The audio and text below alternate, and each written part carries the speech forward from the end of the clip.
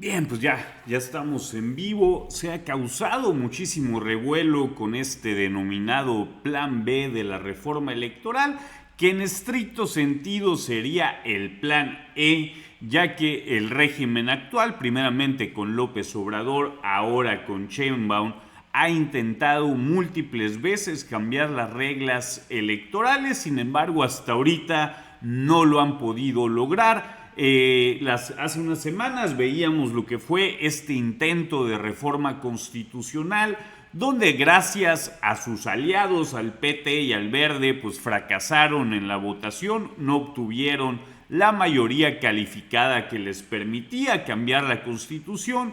Desde ese momento se anunció un nuevo proyecto legislativo, un denominado Plan B o Plan E, con el cual pues se pretende llevar a la ley pues aquellos lineamientos que, de conformidad con las ideas, ideologías, creencias o dogmas del gobierno actual, pues creen que van a tener una democracia más sólida, o lo que nosotros entendemos, una mayor concentración de poder. Sin embargo, hay algo que a mí en lo regular me causa bastante molestia, algo de lo cual suelo quejarme, y es que muchas veces hablamos de las reformas, sobre todo reformas de gran calado, desde la ignorancia, sin darnos el tiempo siquiera de conocerlas, de leerlas, de analizarlas, ni mucho menos o ni siquiera de escuchar los debates legislativos en comisión o en el propio pleno.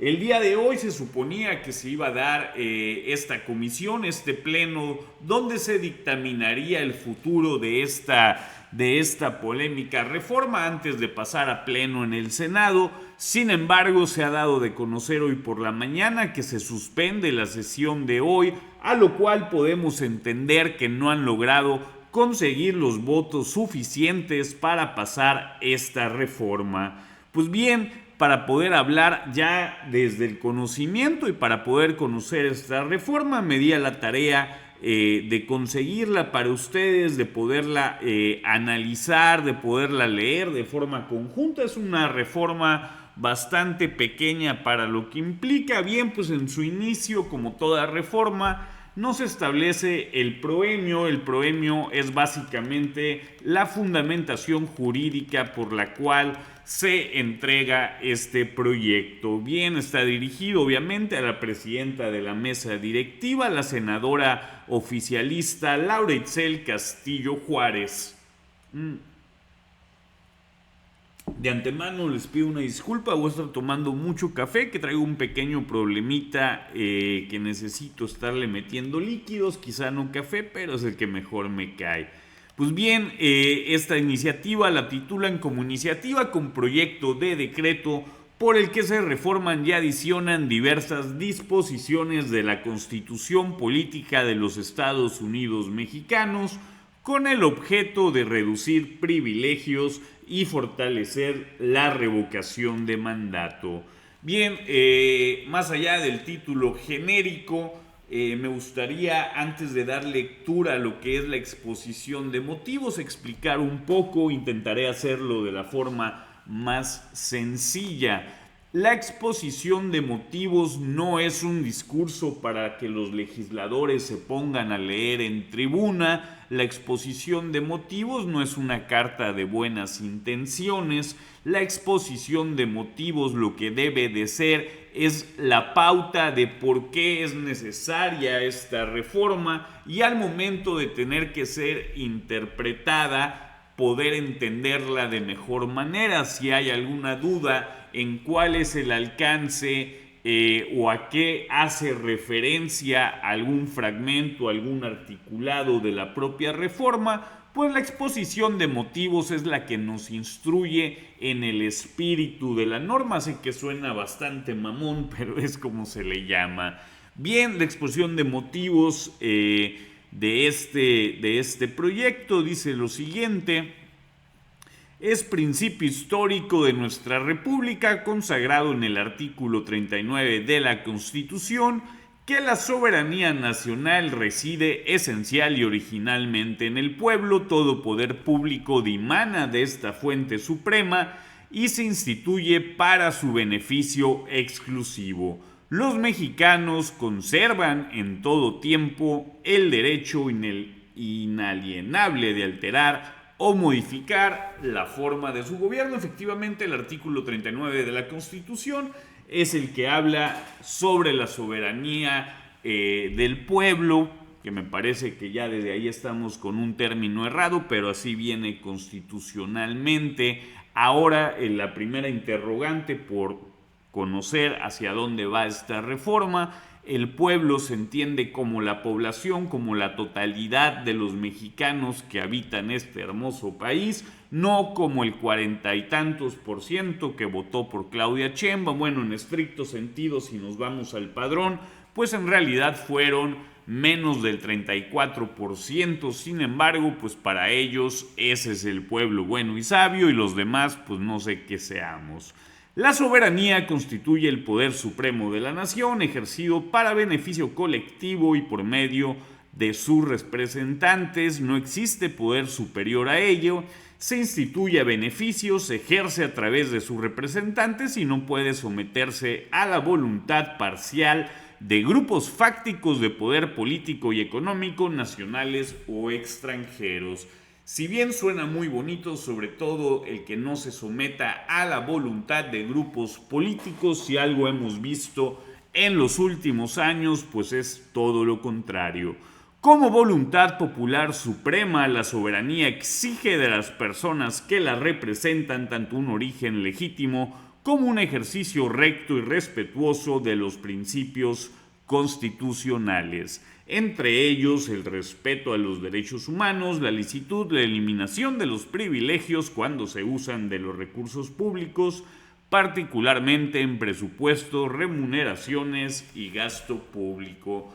A ver, uno de los grandes problemas de utilizar este tipo de conceptos, y me refiero a la voluntad popular o suprema o a la voluntad de los pueblos, es que no hay absolutamente nadie que tenga la voz última, la voz cantante, alguien que pueda hablar a nombre de 130 millones de mexicanos, y nadie puede representar por sí solo la voluntad del pueblo, a pesar de que algunos lo buscan interpretar eso por medio de la elección.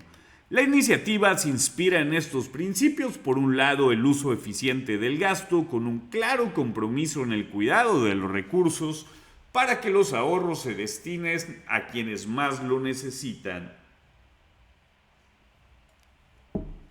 Y por el otro, el fortalecimiento de la democracia directa a través de la revocación de mandato, con el objeto de que el pueblo cuente con un instrumento constitucional que garantice que un gobernante que no procure el bienestar de la población o atente contra el interés popular nacional sea revocado en su mandato de manera institucional y pacífica. A ver, suena perfectamente la parte de los ahorros, sin embargo, cuando vemos el dispendio típico que se da en estas obras faraónicas de nuestro gobierno, pues dista mucho de la realidad.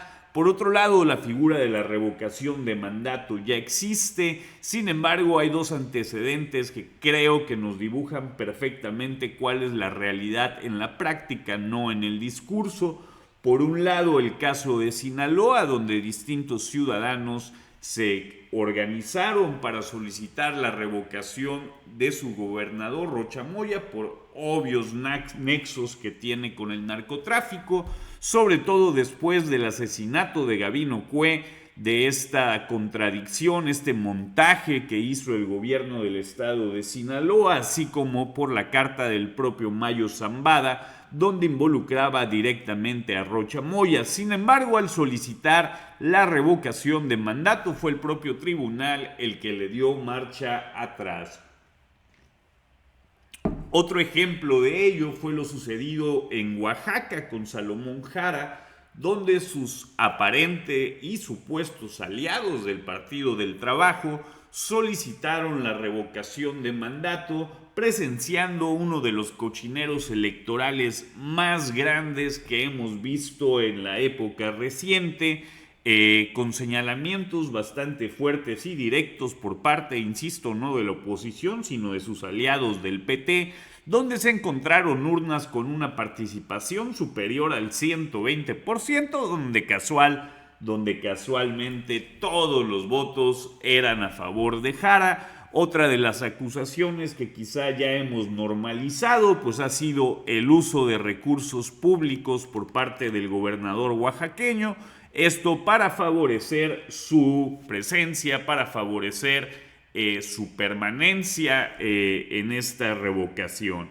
Bien, continúa la exposición de motivos. Dice acabar con los privilegios, la desigualdad social, la corrupción, la avaricia y el despilfarro de los bienes y recursos públicos, así como su deficiente e ineficaz administración, han sido un lastre que ha afectado negativamente la correcta administración pública en todos los órdenes de gobierno y en el cumplimiento de sus objetivos institucionales, en detrimento de la población, particularmente antes de 2018. A ver, ay Dios, aquí ya empieza lo ridículo. Efectivamente había un abuso en el uso de los recursos públicos, pero esto no ha sido exclusivo del periodo anterior al 2018. Simplemente recordar los sobreprecios de las obras faraónicas de López Obrador, como el Tren Maya con un 145%, como Dos Bocas con más del 300%,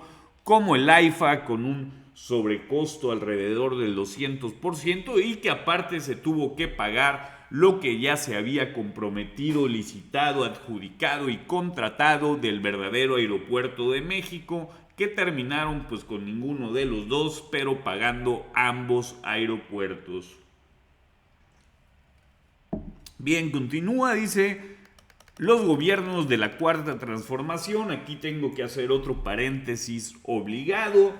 A mí me llama mucho la atención este narcisismo de este grupo sectario en el poder, que se autodenomina como Cuarta Transformación, haciendo o queriendo hacer entender que tan solo una victoria electoral de un personaje que toda su vida vivió de la política, que tan solo esa victoria electoral es tan importante como la independencia, como las leyes de reforma o como incluso la Revolución Mexicana. De ese tamaño el narcisismo de quienes nos gobiernan. Continúa con el fin de corregir los desvíos de administraciones anteriores, porque supongo que 8 años no son suficiente. Han impulsado como política de Estado la austeridad republicana mediante reformas y acciones que se han reflejado de manera significativa en modificaciones a la Constitución, en la simplificación de la estructura pública, en la eliminación de privilegios del pasado y en la expedición de leyes como la Ley Federal de Austeridad Republicana, en la que se establecen medidas de racionalidad presupuestaria, del comportamiento austero y probo de las personas servidoras públicas, su evaluación y la responsabilidad de las autoridades administrativas correspondientes. A ver, esta ley que hace mención fue publicada en 2019, es una ley bastante tramposa. ¿Qué es lo que pasa? Esta ley maneja lo que le llaman ahorros, que no son ahorros como tal. Ese es presupuesto no ejercido, es presupuesto que no se utilizó por alguna razón, lo cual en la administración pública pues es considerado como un error. ¿Qué sucede con estos ahorros entrecomillados? Bueno, este dinero que ya está etiquetado por el Poder Legislativo para X o Y proyectos se agarra, se le regresa a la Federación y se pasa a lo que se le denomina la licuadora, que básicamente es recurso del cual el gobierno federal, el ejecutivo, puede utilizar a como Dios le den a entender, sin tener que pasar por los filtros que en teoría deben de tener el poder legislativo. Bien, pues continúa. Bueno, perdón, también nomás para terminar ese paréntesis, uno de los muchos motivos por los cuales hemos visto una caída en la infraestructura pública, en obra de verdad, no faraónica, en el tema de los medicamentos, en el tema educativo y bueno, una distinta serie de problemáticas por tópico es justamente por estas medidas denominadas de austeridad, que lo que han hecho es que se hagan subejercicios para que este recurso pase a la federación y lo pueda utilizar de manera discrecional. Dice por acá, el objetivo es acabar con las prebendas y la corrupción de la alta burocracia, pues el gobierno no debe ser una carga para el pueblo y las personas servidoras públicas no deben tener ventajas a costa del presupuesto. Pues en la teoría suena sumamente bonito, solamente recordar el caso de Segalmex y de este personaje, quien estaba al frente de Segalmex en uno de los robos más grandes que se tienen acreditados, básicamente 21,000 millones de pesos que se robaron, y Ovalle, que era el titular, pues bueno, sigue siendo burócrata de primer nivel bajo esta administración. En este contexto, en la iniciativa se propone modificar el artículo 134 de la Constitución para prever que todo ente público, federal, estatal, municipal y de las alcaldías de la Ciudad de México ajusten sus remuneraciones a los límites que se establecen en el artículo 127 de la propia Constitución y se determinen los casos en los que se prohíbe la contratación de seguros de ahorro privados en beneficio de los servidores públicos usando recursos del Estado, tal como el seguro de separación individualizado o las cajas de ahorro especiales, con excepción de aquellos derechos cuya obligación de otorgarlos derive de la ley, contratos colectivos de trabajo o condiciones generales de trabajo. Esto implica que los presupuestos públicos federales y locales se ajustarán a los montos conforme lo siguiente. En el caso del Senado se establecen obligaciones de diagnóstico y ajuste presupuestario a partir del siguiente ejercicio fiscal de un 15% respecto al presupuesto aprobado en 2026, conforme a las disposiciones y valores constitucionales, para buscar que la élite política partidista que tanto tiempo mantuvo el poder, paréntesis, lo sigue manteniendo, y que lo concentró de manera excesiva, paréntesis, lo siguen manteniendo, concentrando de manera excesiva, alejada de la realidad y de la dinámica social, comprenda que el postulado de los cargos públicos es servir al pueblo y no a las cúpulas partidistas que tanto daño han hecho a este país. Bueno, casi me sacan una pequeña lágrima, pero aquí quiero precisar algo. Una cosa es el presupuesto aprobado, otra cosa es el presupuesto ejercido. Una de las maneras en las cuales nos manipulan con los supuestos ahorros es la referencia entre lo que se aprueba presupuestalmente y lo que se ejerce a final de año. El presupuesto, como su palabra lo dice, es un supuesto anterior, es un presupuesto. Y sin embargo, gobiernos lo que hacen ahora es presentar presupuestos fuera de la realidad y a partir del tercer trimestre, que es cuando la ley te lo permite, comenzar una serie de ampliaciones presupuestales. De tal manera que a principios de año te están diciendo que se generaron grandes ahorros en el presupuesto, sin embargo, a final de año te das cuenta pues que todo esto fue una vil mentira. Bien, continúa. Asimismo, esta reducción contribuye a eficientizar el gasto público, acabar con los privilegios de utilización de recursos públicos, pilares de este gobierno. La medida responde a las demandas ciudadanas frente al dispendio de gobierno. La medida responde a las demandas ciudadanas frente al dispendio de sus contribuciones y la falta de certeza sobre quienes les representan a través de este mecanismo de elección, que ahí sí no tiene mucho nada que ver la redacción, pero siendo morenista se lo perdonamos. En el caso de las legislaturas de las entidades federativas, su presupuesto anual debe guardar coherencia entre la proporción del presupuesto público de los órganos legislativos respecto del presupuesto público estatal. Aquí hay algo, digo, antes de entrar ya a lo que son las modificaciones, las reformas constitucionales, aquí hay algo donde yo sí les doy la razón. Y a ver, una de mis críticas a los poderes legislativos, no únicamente al poder legislativo federal, es justamente cómo se utilizan recursos para cosas que nada tienen que ver con su función. El poder legislativo tiene esencialmente dos funciones: legislar, que es la primera, la principal. Ahí en la parte de legislar voy a meter lo que es la parte del presupuesto, que es otra función esencial, pero pues por ser un proyecto de ley lo metemos junto con legislar. Bueno, nuestros diputados, nuestros senadores, a lo que se deben de dedicar es a legislar. Y en lo segundo es a auditar al Poder Ejecutivo, a revisar cómo es que se hace el gasto de la Federación.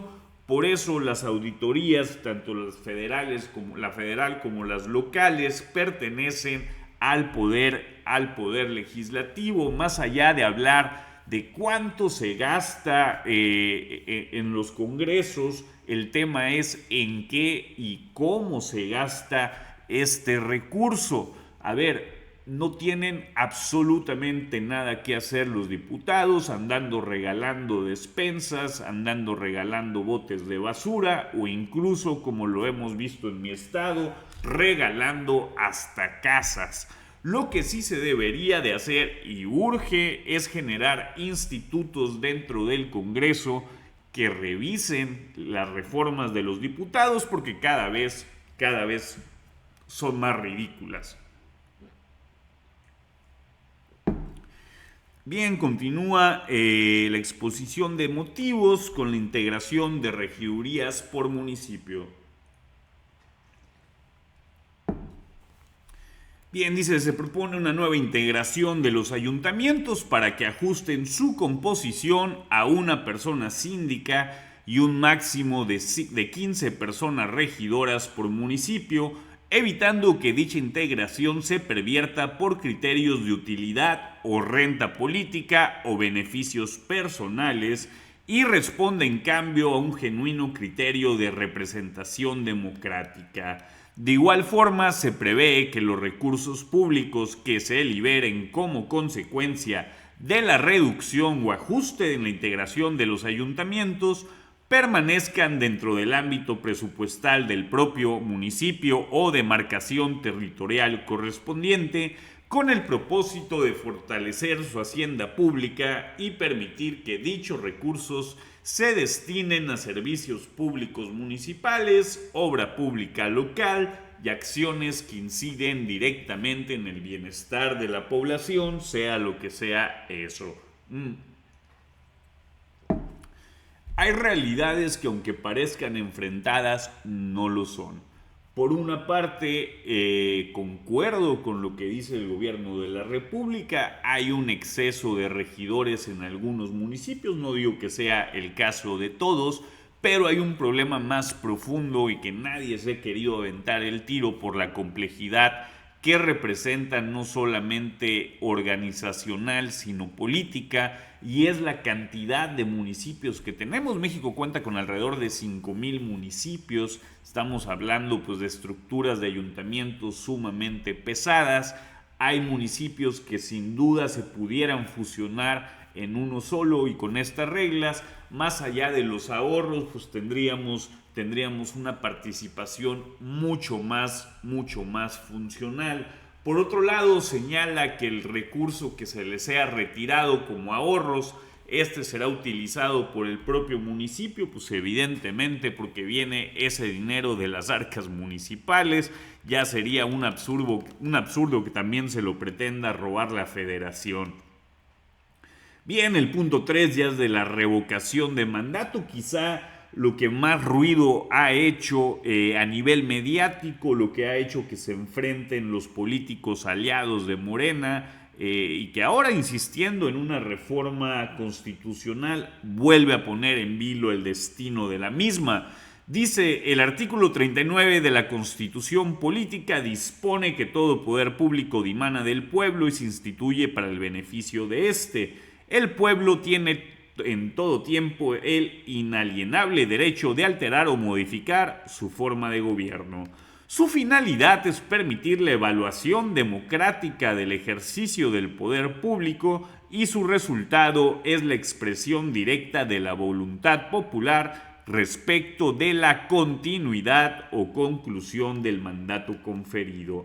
Es importante destacar esta norma constitucional porque reconoce el carácter supremo del poder, así como la potestad que tienen para delegar en beneficio propio a las instituciones gobernantes y representantes populares, así como el derecho de cambiar su forma de gobierno.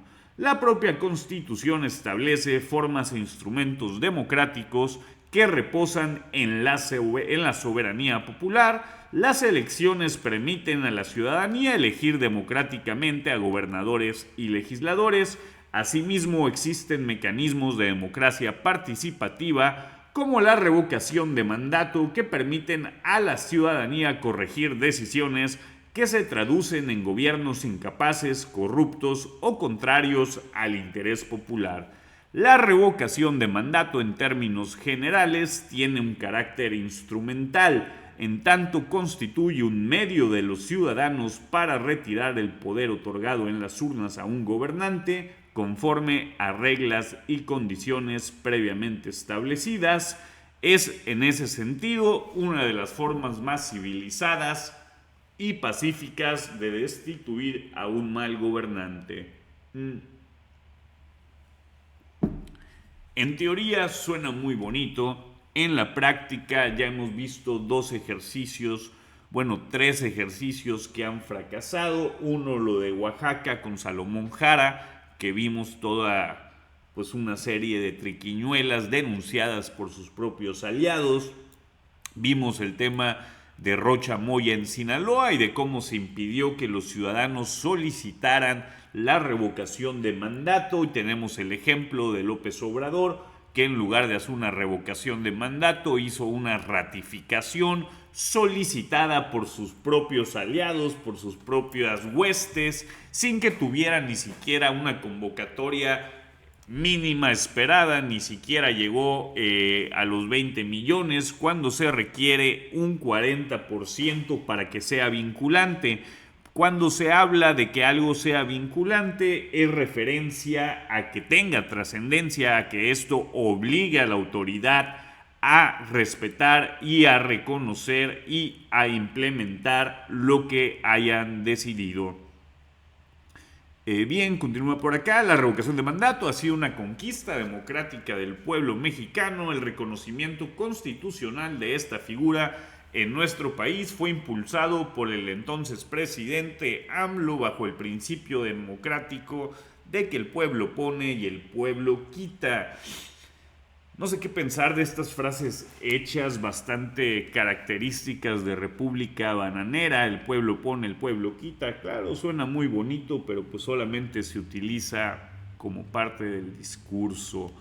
Es de reconocer que el entonces presidente fue objeto de un procedimiento de revocación celebrado el 10 de abril de 2022, organizado por el INE. En este proceso, 15 millones de mexicanos expresaron libremente su voluntad en una proporción cercana de 15-1 para que continúe el titular del cargo. Efectivamente, como les decía, ellos requerían cuando menos unos 55 millones, no, creo que hasta más. El padrón anda en como 55 millones de votos para que tuviera un efecto. No llegaron ni a los 15 millones. La revocación no solamente fue propuesta, sino impulsada por los grupos morenistas. Solamente asistieron ellos y solo participaron 15 millones, como aquí mismo lo señala.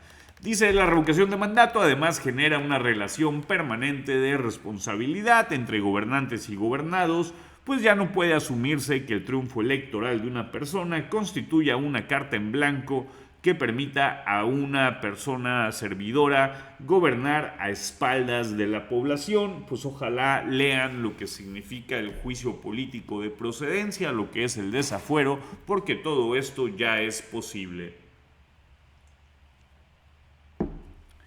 Dice, esta situación establece un fuerte incentivo a ejercer la función pública en armonía con las necesidades de la población, a transparentar las decisiones de gobierno, procurar la viabilidad y el fortalecimiento del Estado, así como a mantener comunicación permanente entre gobernados y gobernantes. Todo esto ya viene en distintas legislaciones como una obligación que el Estado no hace, y esta parte de comunicar permanentemente hay que tener cuidado y saber diferenciar lo que es comunicar a lo que es adoctrinar, que es lo que hemos visto en los últimos 7 años con el show de las mañanas de la mañanera y con esta serie de portales, canales y pseudo periodistas que se han dedicado pues a defender toda narrativa proveniente del gobierno, incluso cuando es contraria entre ella misma. Bien, continúa en este sentido. Se propone que toda persona titular de la presidencia de la República solo pueda ser sujeta a un procedimiento de revocación de mandato una sola vez durante todo su periodo. Eso ya viene. Ello con el fin de establecer una regla en la de que manera razonable se lleva adelante la revocación de mandato por una sola ocasión.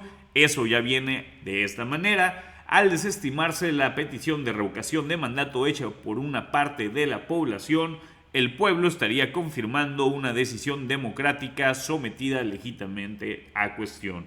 Debe permanecer en su encargo hasta el fin de su periodo la persona titular del Ejecutivo, a la luz de los resultados hasta entonces obtenidos en el ejercicio de su función y solventada a través de voto popular, con el objetivo de disminuir los costos de operación y organización, así como el agotamiento de la ciudadanía. Y recogiendo el sentir popular, se propone ampliar el periodo de solicitud de revocación de mandato a fin de que pueda realizarse en el tercer o cuarto año del ejercicio del mandato, que aquí viene lo que ha molestado a los partidos aliados.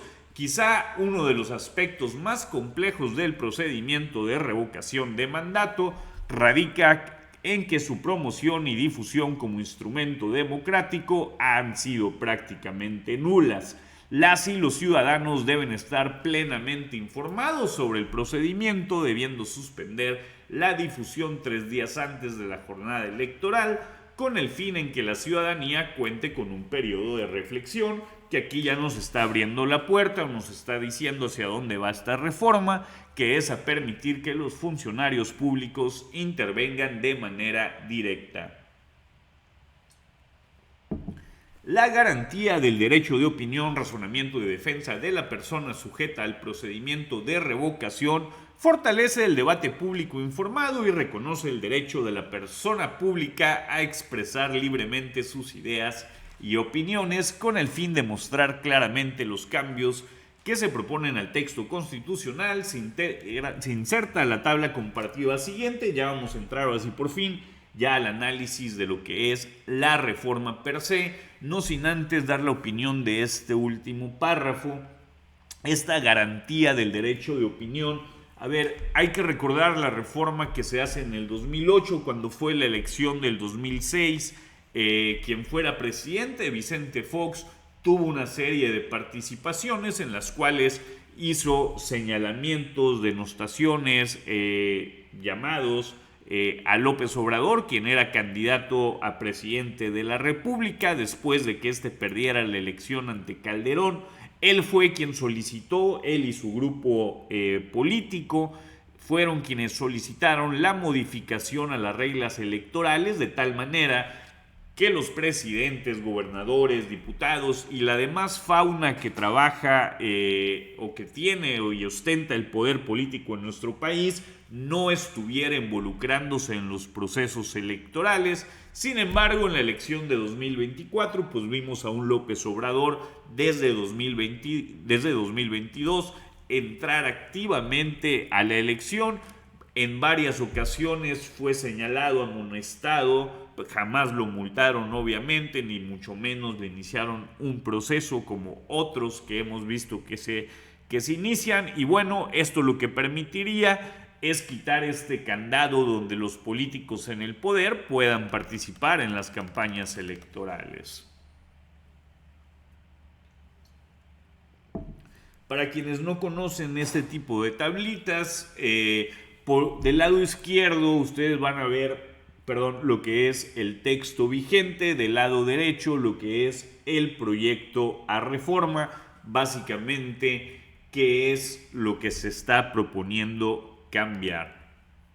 En lo que respecta al artículo 35, en su fracción novena queda prácticamente igual, pero se cambia lo siguiente. Actualmente dice: el que se refiere a la revocación de mandato del presidente de la República se llevará conforme a... Quitan todo eso y ahora la letra sería: el que se refiere a la revocación del mandato de la persona titular del Ejecutivo Federal se llevará a cabo conforme a las siguientes bases y lo que disponga la ley. Bueno, pues ahí por una cuestión de neolenguaje o neosemántica o como le queramos llamar, pues ya no es presidente, ahora es persona titular del Ejecutivo. No veo mucha trascendencia en ese pequeño cambio. Bien, en la disposición número 2 del texto constitucional actual nos dice: se podrá solicitar en una sola ocasión durante los 3 meses posteriores a la conclusión del tercer año del periodo constitucional. El cambio o el ajuste que se haga es que ahora será a la conclusión del segundo o el tercer año del periodo constitucional. Y aquí encontramos la primera trampita divertida de la señora Claudia Sheinbaum y lo que ha hecho gran revuelo entre aliados y opositores.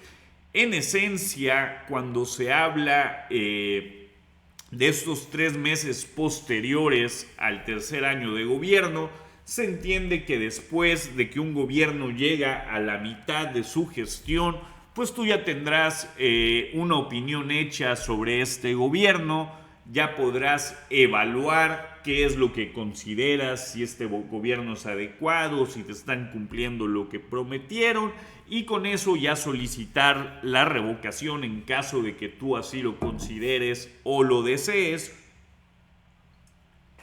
siempre y cuando esto provenga de la ciudadanía, que insisto, en la práctica hemos visto que no es así. Ahora, con esta reforma se habla posteriores a la conclusión del segundo o el tercer año. ¿Por qué insertar esta parte del segundo año? Porque esta sería la manera en que Claudia Sheinbaum pudiera aparecer en la boleta en 2027. Ojo, hago otro paréntesis. Para mí sería la mejor opción. Creo que Claudia Sheinbaum, a pesar de lo que le estén aconsejando o asesorando, la pone en un riesgo bastante grave el irse a una revocación que va a obtener el estado de vinculante, porque seguramente una intermedia sobrepasa el 40% de participación. Bien, en el punto 3 continúa. Actualmente pues dice que será el domingo siguiente a los 90 días posteriores a la convocatoria y en fecha no coincidente con las jornadas electorales federales o locales. Lo que la Constitución nos marca en este momento es que no se empaten lo que es una revocación de mandato con una elección federal o incluso local, dependiendo el caso. Ahora la propuesta en este tercer punto dice: se realizará mediante voto libre, directo y secreto de los ciudadanos inscritos en el padrón el primer domingo de junio del tercer o cuarto año de ejercicio. Aquí ya nos ponen hasta cuándo va a ser. ¿Para qué? Para que esto se empate con las elecciones en caso de que se apruebe o en caso de que junten las firmas para hacer la revocación. No hay correlativo en el punto tercero, pero sí se agrega en la reforma que dice: la persona sujeta a revocación podrá difundir el proceso y promover el voto a su favor en los términos que establezca la ley en la materia. Términos que aún no conocemos porque, como ha sido la costumbre de Morena, solamente mandan la generalidad, que es donde ocupan las 2/3 partes de la votación, y ya las reformas secundarias que las pueden sacar ellos solos, pues bueno, esas las guardan en un cajón y hasta después nos las presentan. Y ojo, el diablo está en los detalles, y los detalles suelen venir en las leyes secundarias. Este pequeño parrafito creo que es lo que más controversia ha generado, y déjenme repetirlo: la persona sujeta a revocación. Hablamos de un gobernador, hablamos de un alcalde, no de un alcalde, perdón, no por el tiempo, pero sí un gobernador, sí hablaríamos del presidente de la República, y dice que con esto ellos podrán difundir el proceso y, más importante, promover el voto a su favor. ¿Qué significa esto en 2027? Mientras están 19 candidatos a la gubernatura por Morena, 300 candidatos a diputado por Morena, más miles de candidatos a regidores, alcaldes y diputados locales, pues bueno, van a ver a Claudia Sheinbaum no solamente dentro de su show cómico musical de las mañanas, sino en todos lados, apareciendo a hacer campaña bajo el pretexto de la revocación del mandato, pero hablando de que los gobiernos de su partido básicamente son perfectos, están gobernando como ángeles y no hay ni un solo acto de corrupción, porque todos los mexicanos somos ciegos.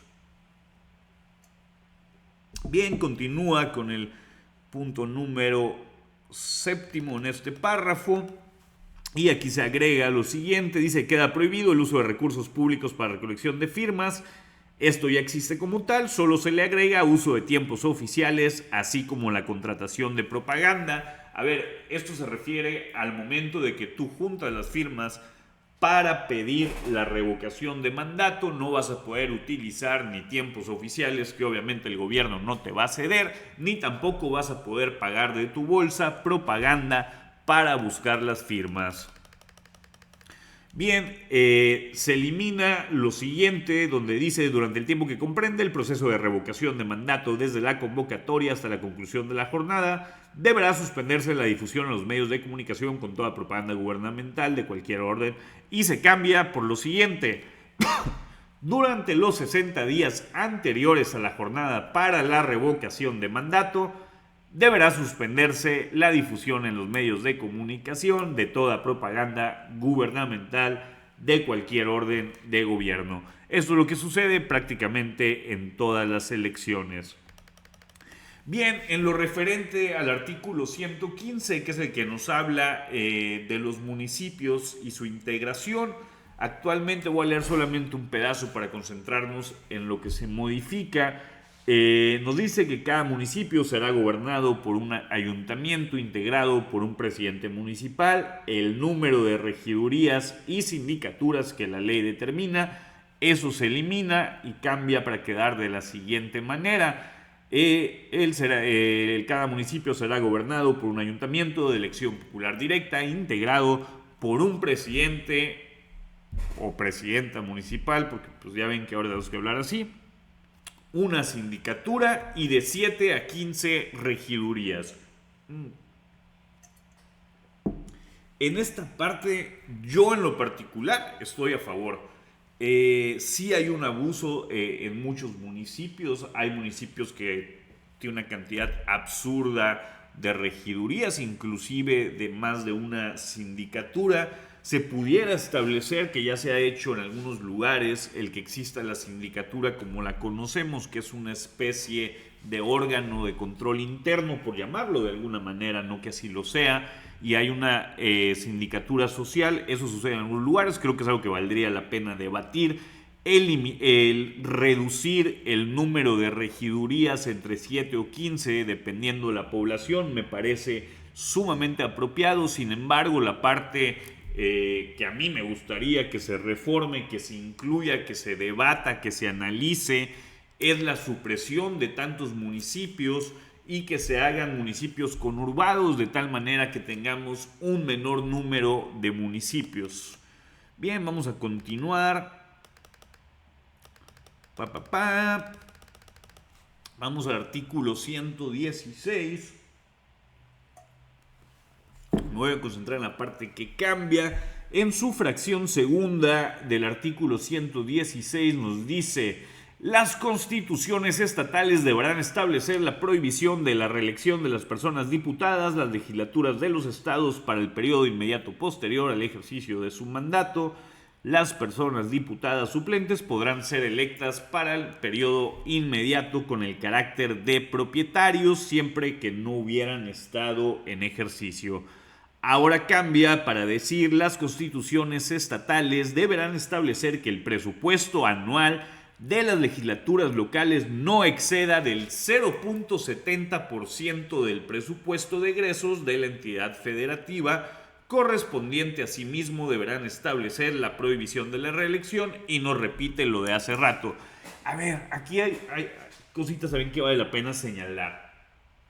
Por un lado, si bien el Ejecutivo se entiende que es el que gasta más, tampoco puede haber un desequilibrio presupuestal tan amplio como lo hay entre el Poder Judicial, el Poder Legislativo y el Poder Ejecutivo. Como lo hablábamos en un inicio, el problema del Poder Legislativo no es cuánto dinero tienen, sino es cómo lo utilizan. Insisto, para mí el caso que me voló la cabeza es el de un diputado local de mi entidad que con un presupuesto que mágicamente por alguna extraña razón posee, construye casas como un tema de ayuda social. Obviamente la persona que le construye en la casa seguramente se ha vuelto un fanático de este político, pero no tendrían absolutamente nada que estar haciendo eso los diputados. Lo que sí urge que se fortalezca con mayor gasto público es a las auditorías locales y federal, que se les dote de mejor personal, de mayor personal, de mayores herramientas tecnológicas para que efectivamente puedan cumplir su trabajo, que es auditar cómo se gasta el dinero del Ejecutivo. Y por otro lado, invertir en lo que son estas especies de consejos, estas especies de departamentos de estudio legislativo, que lo que en teoría hacen es revisar cada una de las iniciativas de reforma para ver que sean procedentes, que tengan sustento, vaya, que estén bien escritas de perdida, pero también de igual manera que tengan presupuesto suficiente, que haya viabilidad financiera y que sea sostenible antes de que esto pase a legislación. Este es uno de los grandes problemas que tenemos, y déjenme ponerlo de una manera muy ridícula. Si yo propongo una ley donde a cada mexicano le den $1,000,000 al año, pues quizá todo el mundo va a aplaudir, va a estar feliz y va a estar contento, y con la bola de diputados populistas que tenemos, todos dirán que es la mejor idea del mundo, la votarán a favor, pero al día de mañana no habrá presupuesto que nos alcance y esto no se podrá llevar a la realidad. Déjenme les doy un ejemplo real de este tema. En 2024, en la campaña, Claudia Sheinbaum se compromete a que se suba el salario de policías, de maestros, de bomberos, que se vaya a una media que, si no mal recuerdo, era de 18,000 pesos. Esto se pasa, ya ella como presidenta lo presenta, se pasa a votación, se aprueba absolutamente por todos. Sin embargo, la mesa directiva en aquel momento, Gerardo Fernández Noroña, pues agarró la aprobación de este dictamen, lo metió en su escritorio y jamás lo sacó. Para quien no conozca el procedimiento legislativo, una vez que se aprueba un proyecto de ley, un proyecto de reforma, la mesa directiva tiene la obligación de mandarlo al periódico oficial, que es la Secretaría de Gobernación, para que a su vez ellos lo publiquen y esto ahora sí se convierta en ley. Como no tienen o se gastaron el dinero para aumentar el sueldo de policías, maestros y bomberos, también creo que eran paramédicos, pues en lugar de aceptarlo o en lugar de no prometer algo que no pueden cumplir, o mucho peor, aprobar algo que saben que no pueden cumplir, pues lo que hicieron fue esconder la reforma, decir públicamente que ya lo aprobaron, pero que esta no ha entrado y difícilmente entrará en vigor. Bien, vamos a continuar antes de que se nos haga más tarde, porque yo me quedo una vuelta por Twitter. Artículo 134, sin correlación. La reforma dice: las remuneraciones de los consejeros electorales, magistrados electorales, secretarios de órganos administrativos y titulares de áreas ejecutivas, técnicas u homólogas del INE, los organismos públicos locales electorales, los tribunales electorales de las entidades federativas, no excederán el límite establecido en el artículo 127 de esta Constitución y no podrán adquirir o contratar con recursos públicos seguros de gastos médicos, de vida, de pensiones privadas, seguros de separación individualizados, cajas de ahorro especiales, regímenes especiales de retiro u otras obras, prestaciones que no estén previstas por la ley, decreto de disposición general, contrato colectivo o condiciones generales de trabajo. Básicamente, no pueden ganar más que la presidenta, no pueden tener ningún privilegio, a pesar de que algunos de ellos sí los puedan merecer, o que incluso uno de los atractivos de dejar su trabajo y poder pasar al servicio público era precisamente contar con estas prerrogativas.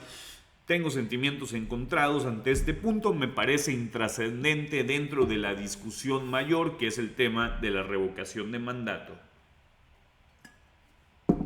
Bien, vamos a continuar para intentar terminar lo antes posible. Bueno, dice: decreto por el que se reforman y adicionan, bla, bla, bla.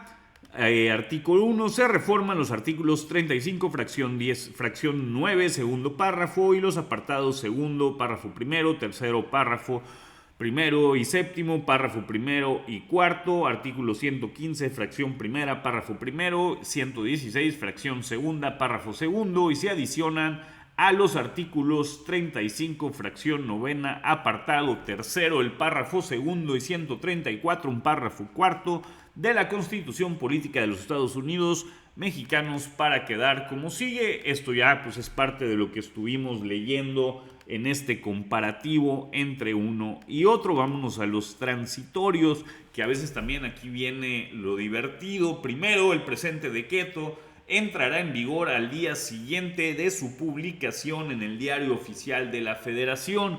Les explico rapidísimo el proceso parlamentario. Esto tiene que aprobar en comisiones dentro del Senado. Si se aprueba, se pasa a lo que sería el Pleno, se vota. Si se aprueba, se pasa a Cámara Revisora, que sería diputados, pasa por comisión, de comisión pasa a Pleno. Si todo esto se aprueba, se manda a los estados, y si la mayoría de los estados por medio de sus congresos locales lo aprueban, se manda a la Federación, se le regresa a la Cámara de Origen para que la mesa directiva lo mande a la Secretaría de Gobernación, al Diario Oficial de la Federación, y este a su vez se publique para que ya entre en vigor.